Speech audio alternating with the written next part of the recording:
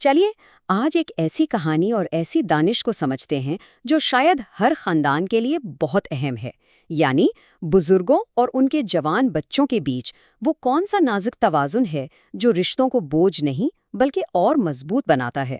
اس کے لیے ہم قدیم حکمت کی طرف دیکھیں گے۔ عظیم فلسفے کنفیوشس سے منسوب یہ بات ذرا سوچئے، کتنی عجیب لگتی ہے نا، کہ بڑھاپے میں اپنے بچوں کے بہت زیادہ قریب رہنا انہیں آپ سے دور کر سکتا ہے۔ یہ ایک ایسی پہیلی ہے جس کے اندر ایک بہت گہری سچائی چھپی ہے، اور آج ہم اسی سچائی کو جاننے کی کوشش کریں گے۔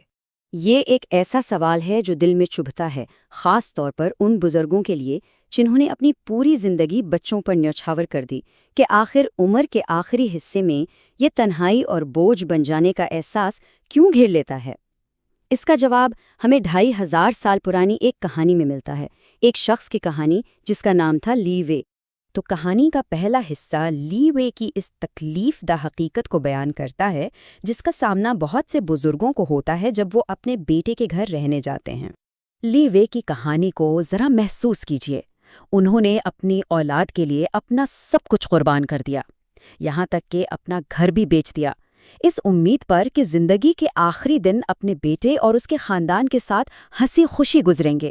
لیکن حقیقت ان کی امیدوں سے بالکل الٹ تھی۔ وہاں ان کی موجودگی کو بس برداشت کیا جا رہا تھا، خوشی سے قبول نہیں کیا جا رہا تھا۔ وہ جتنا قریب جانے کی کوشش کرتے، بیٹا اور بہو اتنا ہی دور ہو جاتے، اور دیکھتے ہی دیکھتے لیوے کو یہ احساس کھانے لگا کہ وہ ایک ناپسندیدہ بوجھ بن گئے ہیں۔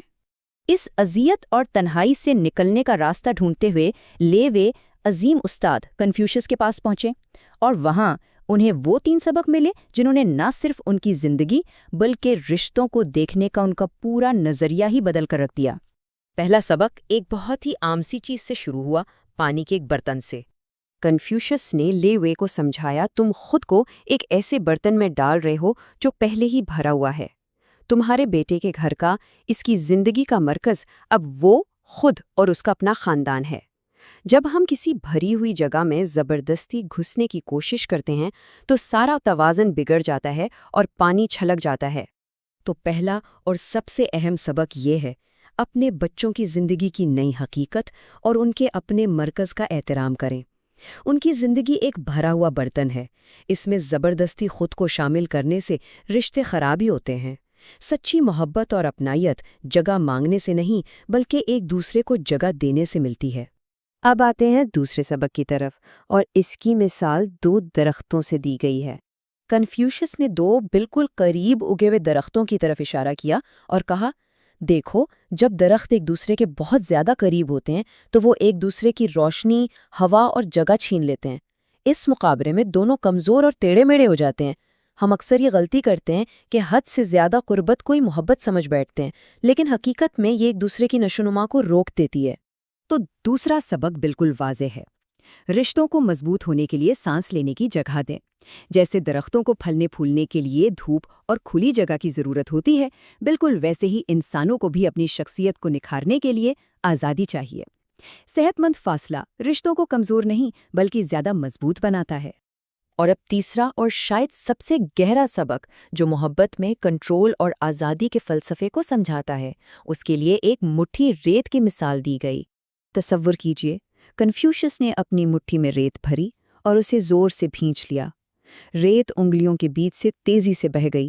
پھر انہوں نے اپنی ہتھیلی آرام سے کھولی اور ریت وہیں ٹکی رہی۔ انہوں نے کہا، انسانی رشتے بھی بالکل ایسے ہی ہیں۔ محبت اور عزت دباؤ میں نہیں پنپتے۔ تم جتنا انہیں قابو میں رکھنے کی کوشش کرو گے، وہ اتنی ہی تیزی سے ہاتھ سے نکل جائیں گے۔